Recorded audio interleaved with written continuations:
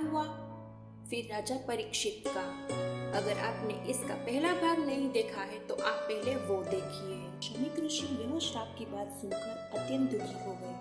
उन्हें बुरा लगा कि श्रृंगी ने गुस्से में आकर परीक्षित को ऐसा भयानक श्राप दे दिया था। उन्होंने फिर श्रृंगी को शांत करने का प्रयास किया। उन्होंने कहा, मेरे बेटे, तुमने गुस्से के अधीन होकर राजा परीक्षित को श्राप देकर अच्छा नहीं किया।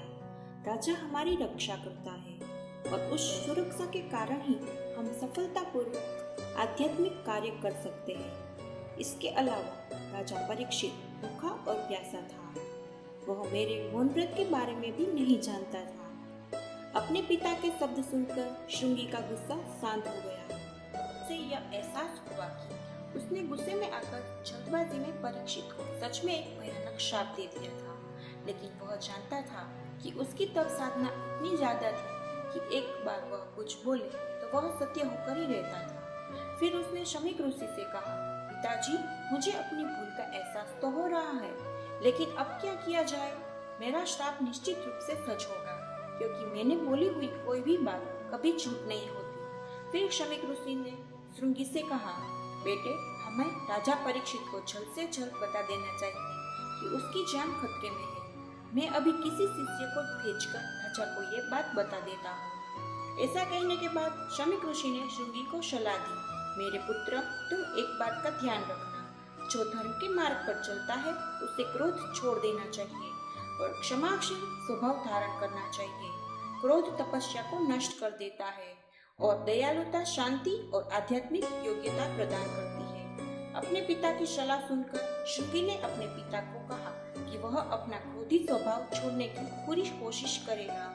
शमीक ऋषि ने अपने एक शिष्य को परीक्षित के पास भेज दिया। उस शिष्य ने परीक्षित को उसके आने वाले मृत्यु की चेतावनी दी। जब परीक्षित ने शमीक ऋषि के शिष्य से सुना तो उसने सोचा, चलो अच्छा ही हुआ, मेरे पाप कर्म का मुझे दंड मिल जाएगा। ऐसे दयालु ऋषि के साथ दुर्व्यवहार करने का यही अंजाम होना चाहिए। मुझे अपनी मृत्यु स्वीकार है। शमीक ऋषि के शिष्य के लौटने पर परीक्षित उसने अपने मंत्रियों को बुलाया और उन्हें सारी घटित घटना बता दी। परीक्षित ने अपने मंत्रियों से कहा, मेरी मृत्यु 7 दिनों में होने वाली। मेरे जाने के बाद तुम लोग राज्य का ख्याल रखना। अपने राजा की मृत्यु की बात सुनकर सारे मंत्री शोकांतिक हो गए। उन्होंने कहा, महाराज, हमें आपको बचाने का एक मौका तो दीजिए। हम ऐसी व्यवस्था करेंगे कि तक्षक आप तक पहुंच नहीं पाएगा और फिर ऋषि का शाप व्यर्थ हो जाएगा। परीक्षित जानता था कि ऐसे तपस्वी ऋषि का शाप कभी व्यर्थ नहीं जा सकता, लेकिन फिर भी उसने मंत्रियों के योजनाओं को सहमति दे दी। फिर मंत्रियों ने परीक्षित के लिए एक ऐसे महल की रचना की जो केवल एक ही स्तंभ पर बना हुआ था और वह स्तंभ भी बहुत ऊंचा था। उस स्तंभ के चारों ओर दिन रात कड़ी सुरक्षा रखी गई थी। फिर मंत्रियों ने उस महल में परीक्षित के चारों ओर हर समय कुशल चिकित्सकों को रखना शुरू कर दिया। उन चिकित्सकों के पास ऐसी जड़ी बूटियां थी जिससे सांप का घातक से घातक जहर भी उतर जाए। सिर्फ चिकित्सकों को परीक्षित के पास रखकर मंत्री संतुष्ट नहीं हुए। उन्होंने ऐसे कुशल ब्राह्मणों को भी महल में रखा जो सांप का भयंकर विष केवल मंत्र जाप से उतार देते थे। उधर जब कश्यप ऋषि को श्रृंगी के श्राप के बारे में पता चला तो उन्होंने परीक्षित को बचाने की ठान ली। कश्यप ऋषि को ब्रह्मा जी ने ऐसी विद्या सिखाई थी कि उस विद्या के बल पर वह किसी भी विष का प्रभाव नष्ट कर सकते थे। कश्यप ऋषि ने सोचा कि अपने विद्या के बल पर परीक्षित को जीवन दान देने के बाद उन्हें भरपूर प्रसिद्धि मिल जाएगी। कश्यप ऋषि ने यह भी सोचा कि परीक्षित को बचाकर अंत में राजा से धन की प्राप्ति भी की जा सकती है। जब तक्षक को पता चला कि कश्यप ऋषि परीक्षित को बचाने के लिए जा रहे हैं, तब वह चिंतित हो गया। कश्यप ऋषि जंगल में गुजरकर परीक्षित के राज्य के तरफ जा रहे थे। तब तक्षक एक ब्राह्मण के रूप में उनके सामने आ गया। उसने कश्यप ऋषि को संबोधित किया, हे ब्राह्मण, तुम इतनी जल्दबाजी में कहाँ जा रहे हो? आज सांपों का राजा तक्षक राजा परीक्षित को अपने जहरीले दंश से मारने की कोशिश करने वाला है। मैं उस जहर का तोड़ जानता हूँ, इसलिए मैं राजा परीक्षित को बचाने उसके राज्य जा रहा हूँ। कश्यप ऋषि ने ब्राह्मण के वेश में आए हुए तक्षक को जवाब दिया। फिर तक्षक ने कश्यप ऋषि की हिम्मत तोड़ने की कोशिश की। उसने कहा, हे ब्राह्मण, मैं वही तक्षक हूँ। मुझे लगता है कि आपकी यात्रा निरर्थक होने वाली है। मेरा जहर इतना सख्त शक्तिशाली है कि कोई भी उपाय मेरे जहर पर प्रभावशाली नहीं हो सकता। अगर मैं परीक्षित को काट लूंगा तो उसकी मृत्यु निश्चित है। कश्यप ऋषि को अपनी विद्या पर खूब भरोसा था। उन्होंने तक्षक से कहा, हे तक्षक, स्वयं ब्रह्मा जी ने मुझे इस विद्या का दान दिया है। मुझे लगता है कि ऐसा कोई भी विष इस पूरे धरा पर नहीं है जिसका दुष्ट प्रभाव मेरी विद्या से ना उतर जाए। इसी कारण मैं परीक्षित को बचाने जरूर जाऊंगा। तक्षक भी इतने जल्दी हार मानने वाले में नहीं था। उसने कश्यप ऋषि को चुनौती देते हुए कहा, यदि आपको आपकी विद्या के ऊपर इतना ही भरोसा है तो मैं भी इसका परीक्षण नहीं करूंगा। मैं आपके सामने ही एक पेड़ को अपने जहरीले दांतों से काट लूंगा।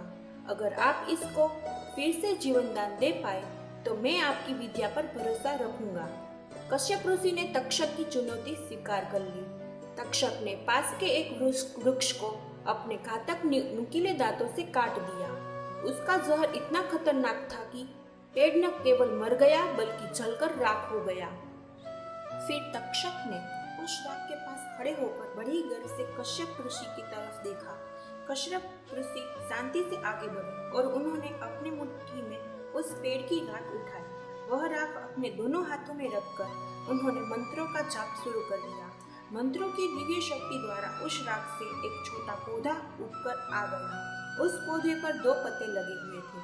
फिर कश्यप ऋषि ने उस पौधे को उस पेड़ की राख पर रख दिया जो जमीन पर पड़ी हुई थी। पौधे को वहां रखकर उन्होंने हाथ जोड़कर मंत्र जाप शुरू कर दिया।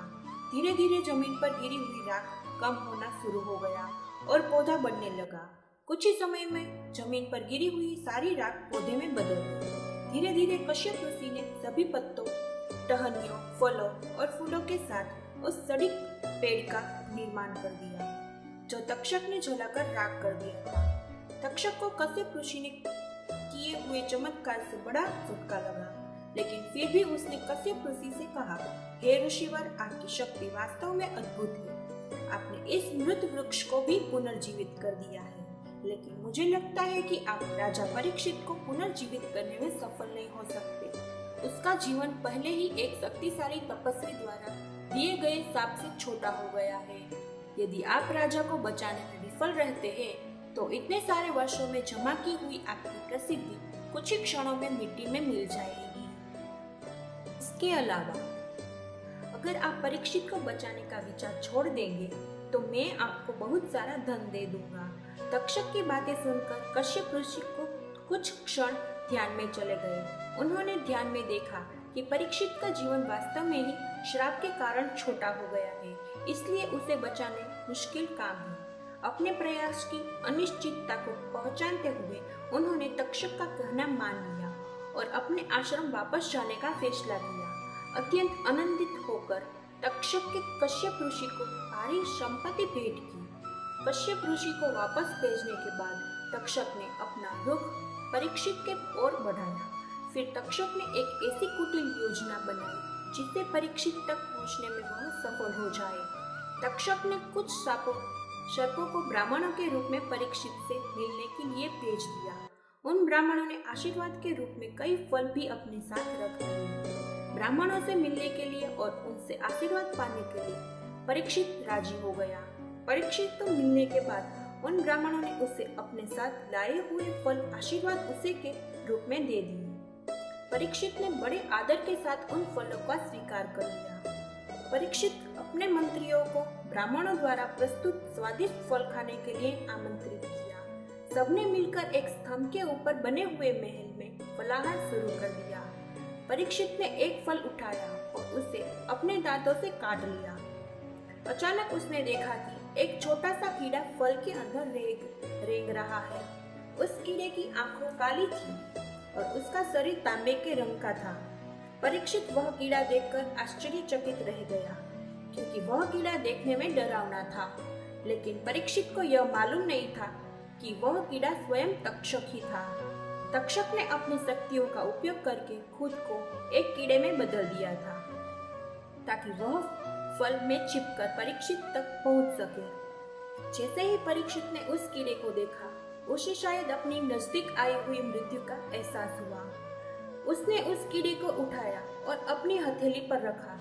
फिर उसने अपने मंत्रियों को संबोधित किया, मुझे लग रहा है जैसे मेरी मृत्यु की घड़ी पास आ गई है, लेकिन मुझे मेरी मृत्यु का भय नहीं है। मैं तो चाहता हूँ कि तपस्वी श्राप सच हो जाए और मुझे अपने कर्म का प्रायश्चित करने का मौका मिल जाए। जैसे ही परीक्षित ने ऐसा कहा, तक्षक ने अपना मूल रूप धारण कर लिया और परीक्षित पर हमला बोल दिया। उसने अपने शरीर को परीक्षित के शरीर पर कसना शुरू कर दिया। इससे परीक्षित की सांसें धीमी होने लगी।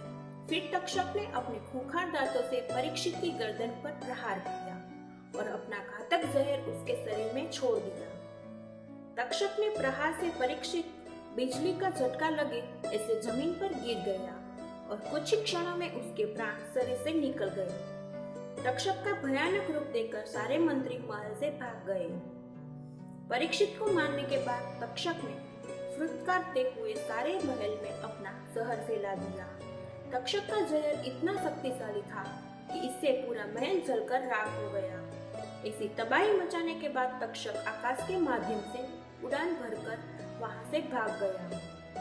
तक्षक के जाने के बाद सारे दुखी मंत्री इकट्ठे हुए और उन्होंने परीक्षित का अंतिम संस्कार किया। बाद में उन्होंने राजा के युवा बेटे जन्मेजय को राज्य का नया सम्राट घोषित कर दिया।